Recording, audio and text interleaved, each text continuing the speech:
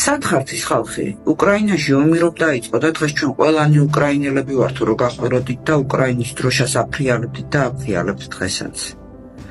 ან ისინი სათხართ ისრაელში რომ ომი დაიწყო და ისრაელის დროშები გადმოფინეთ. ან ისინი სათხართ საფრანგეთის დროშები რომ დაიყენეთ და დღეს ჩვენ ყველანი შარლი ებდოები ვართ რომ გახვიროდით. დღეს სირიაში ქრისტიანული ოჯახები ჩახოთეს. სასულიერო პირები დახვრიტეს, ტაძრები გაანადგურეს. რატომ არ ყვირი ხართ დღეს ჩვენ ყველანი სირიელები ვართ თუ რა იყო?